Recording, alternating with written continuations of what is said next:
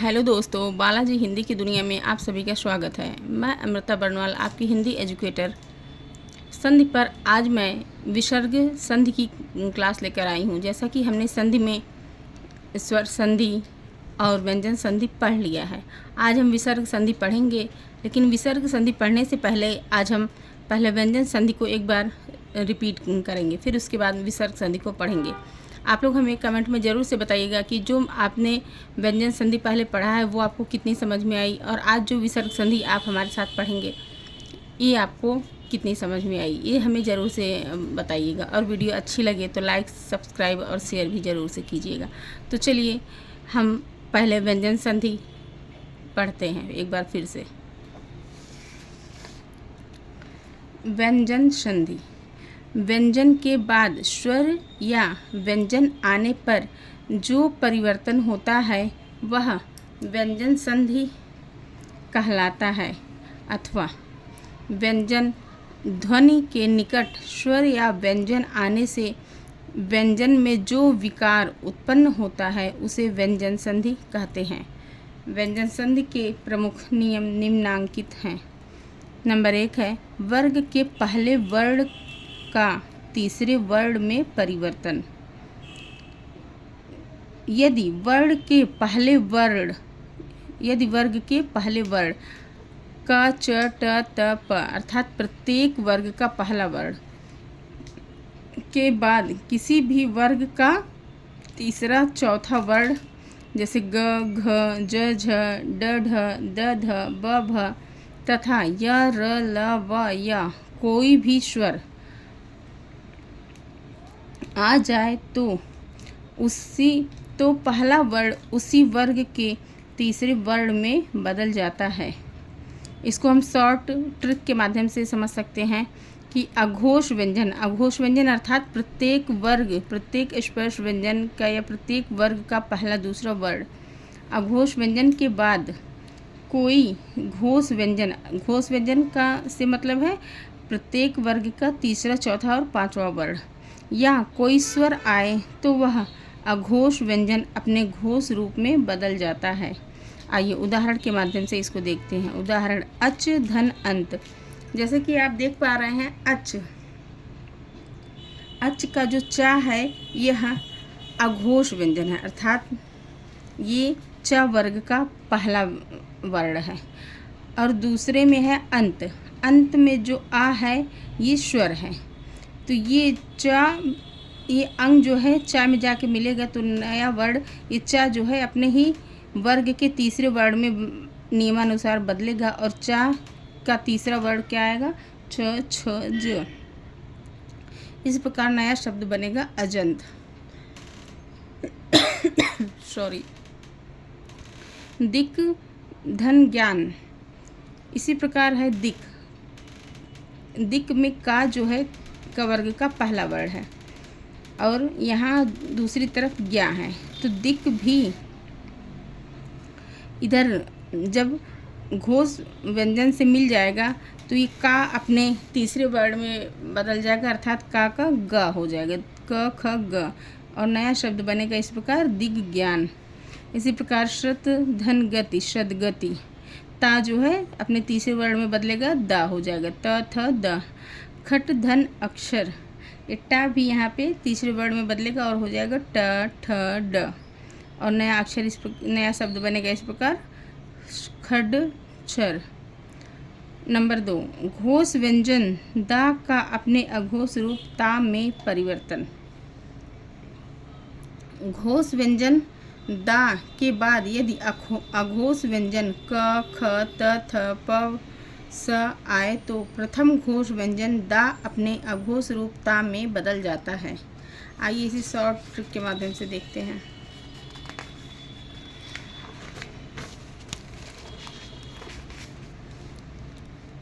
घोष व्यंजन दा, धन, अघोष व्यंजन बराबर दा के स्थान पर ता अघोष हो जाएगा।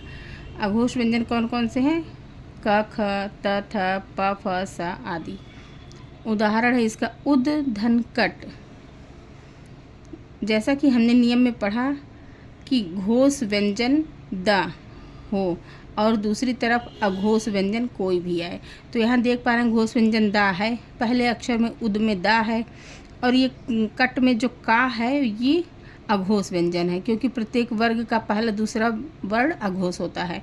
तो का अघोष है, तो दा का जब का से मेल होगा तो यहाँ नया वर्ण ता बनेगा, दा के स्थान पर ता बन जाएगा और इस प्रकार नया शब्द बनेगा उत्कट। इसी प्रकार है उद्धन क्षिप्त, यहाँ भी दा ता में परिवर्तित होगा और नया शब्द बनेगा उत्क्षिप्त। आपद धनती, यहाँ भी दा चेंज हो जाएगा ता में और नया शब्द बनेगा आपत्ति। उद्धन पन्न उत्पन्न, तद्धन परायण तत्परायण, उद्धन शव उत्सव। आइए अब नंबर 3 नेक्स्ट नियम को समझते हैं। वर्ग के पहले वर्ण का पांचवें वर्ण में परिवर्तन, अर्थात कब जो है वर्ण प्रत्येक वर्ग का पहला वर्ण पांचवें वर्ग में चेंज हो जाता है, यही हम इस नियम के अंतर्गत पढ़ेंगे। यदि किसी वर्ग के पहले वर्ण का मेल पांचवें वर्ण से हो तो पहले वर्ण के स्थान पर उसी वर्ग का पांचवा वर्ण हो जाता है। ट्रिक है, किसी भी वर्ग का पहला वर्ण धन किसी भी वर्ग का पांचवा वर्ण बराबर पहले वर्ण के स्थान पर उसी वर्ग का पांचवा वर्ण। आप समझ गए होंगे कि किसी भी वर्ग का पहला वर्ण, जैसे हम यहाँ पर एक वर्ग ले लेते हैं का वर्ग का पहला वर्ण का आएगा, फिर किसी भी वर्ग का पांचवा वर्ण, जैसे हम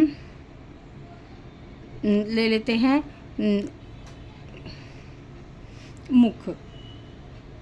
मुख जो है माँ, मुख में माँ जो है पवर्ग का पांचवा वर्ण हो जाएगा। तो का जो कवर्ग का पहला वर्ण है और मुख में जो माँ पवर्ग का पांचवा वर्ण है, जब इन दोनों का संयोग होगा तो कवर्ग का जो का है उसके स्थान पर कवर्ग का ही पांचवा वर्ण अर्थात ङा होगा। जैसे आप इसको काउंट करके देख सकते हैं कि क ख ग घ ङ, पांचवा वर्ण ङा है कवर्ग का। तो यहाँ पर जो का है वो ङा में परिवर्तित होगा और नया शब्द बन जाएगा वांग मुख। और इसी प्रकार है उत धन मुख, यहाँ उत में ता है ये और फिर इधर जो है मुख में माँ है, अर्थात ये पवर्ग का पांचवा वर्ण माँ है और ये तवर्ग का पहला वर्ण ता है। तो ये ता जो है अपने ही पांचवें वर्ण में बदलेगा, अपने ही वर्ग के पांचवें वर्ण में, और जब बदलेगा तो ता था द ध ना, पांचवा वर्ण ना आ रहा है तो ये ना में परिवर्तित होगा और नया शब्द बनेगा उन्मुख। इसी प्रकार है बृहत धन माला, बृहन माला, ता जो है फिर ना में बदल गया।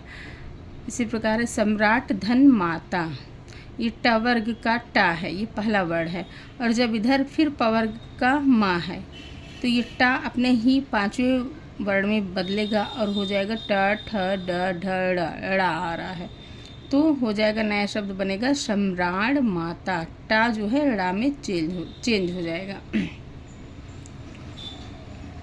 उत धन नयन उन्नयन, वाक धन मुख वांग मुख, खट धन माश खड़माश, ता या दा का मेल चा से होने पर चच हो जाता है। उदाहरण, जगत धन चिंतन, ता का मेल यहाँ चा से हुआ तो ये ता किस में परिवर्तित हो जाएगा चा में, और इस प्रकार नया शब्द बनेगा जगत चिंतन। यहाँ पे जो चा है वो आधा लिखा है, क्यों? क्योंकि यहाँ पे जो ता है वो भी आधा ही था अर्थात स्वर रहित है, इसीलिए यहाँ पे जो चा बना वो भी स्वर रहित और आधा है, वो भी स्वर रहित अर्थात आधा है। उत धन चाटन, यहाँ भी ता चा में चेंज होगा और नया शब्द बनेगा उच्चाटन। शरद धन चंद्र, यहाँ भी देख रहे हैं हम ये देख पा रहे हैं कि इन उदाहरणों में जो पहले शब्द का आखिरी वर्ण है वो सभी स्वर रहित है। स्वर रहित होने के कारण ये जब नए शब्द में परिवर्तित हो रहा चा में तो वो चा भी स्वर रहित ही है। शरद धन चंद्र शरद चंद्र, सत धन चरित्र सत चरित्र। मुझे पूरी उम्मीद है कि आप लोगों को संधि अच्छे से समझ में आ रही है, और अगर नहीं आ रही तो प्लीज़ कमेंट में ज़रूर से बताइए आपको कहाँ नहीं समझ में आ रहा है। विसर्ग संधि। विसर्ग का किसी स्वर या व्यंजन से मेल होने पर विसर्ग में जो परिवर्तन होता है उसे विसर्ग संधि कहते हैं। विसर्ग का ओ में परिवर्तन हो जाना। विसर्ग से पहले यदि ह्रस्व आ हो और उसका अर्थात विसर्ग का मेल आ या स्पर्श व्यंजन के किसी वर्ग के तीसरे, चौथे तथा पांचवें वर्ण से हो, तीसरे, चौथे या पांचवें वर्ण से, या य, र, ल, व, श, ह में से किसी से हो तो विसर्ग का ओ हो जाता है। आइए इसको शॉर्ट ट्रिक के माध्यम से समझते हैं। विसर्ग से पूर्व आ, अर्थात यहाँ आप देख पा रहे हैं उदाहरण में, विसर्ग से पूर्व आ, ये जो अंततः शब्द है इसमें जो लास्ट में विसर्ग लगा है उसके पहले जो ता है, ता में आ मिला हुआ है। यहाँ जो आ है इसका तात्पर्य इसी आ से है जो ता में मिला हुआ है। तो विसर्ग से पूर्व आ प्लस विसर्ग के बाद आ हो या स्पर्श व्यंजन के किसी वर्ग का तीसरा, चौथा या पांचवा वर्ण। तो यहाँ नियमानुसार हम देख पा रहे हैं कि ये गा जो है ये क वर्ग का तीसरा वर्ण है, क, ख, ग है। तो अब इसके स्थान पर जो है वो क्या हो जाएगा, ओ। तो नया शब्द इस प्रकार बनेगा, अंततो गत्वा। ये जो ता है उसमें विसर्ग हट जाएगा, उसके स्थान पर ओ की मात्रा लग जाएगी और नया शब्द बनेगा अंततो गत्वा। इसी प्रकार अधः धन गति, अधोगति। तेजः धन मय, तेजोमय। मनः धन मंथन, मनोमंथन। नोट: प्रातः, पुनः, अंतः आदि शब्दों के विसर्ग रा से बने हैं। अतः ऐसे शब्दों में जिनमें मूल रूप से रा है विसर्ग का ओ में परिवर्तन नहीं होता है। ये ध्यान देने योग्य है दोस्तों, ये नोट जो मैंने लिखा हुआ है कि जो है विसर्ग जो ओ में कहाँ नहीं परिवर्तित होता है, इनको आप विशेष रूप से ध्यान दीजिएगा क्योंकि ये अपवाद है और ये अपवाद ही एग्ज़ाम में अक्सर करके पूछ लिया जाता है। उदाहरण: अंतः धन गत। अब यहाँ देख पा रहे हैं कि यहाँ अंतः में जो विसर्ग है ये रा के रूप में उच्चरित हो रहा है और नया शब्द बन रहा है अंतर्गत। पुनः धन आगमन, ये पुनः को हम पुनर् भी लिख सकते हैं और इस प्रकार नया शब्द बनेगा पुनरागमन। नंबर 2, नियम 2, विसर्ग का रा में परिवर्तन। विसर्ग से पूर्व आ को छोड़कर यदि कोई भी स्वर हो तथा विसर्ग का मेल किसी भी स्वर या स्पर्श व्यंजन के तीसरे, चौथे, पांचवें वर्ण या र, ल, व, ह से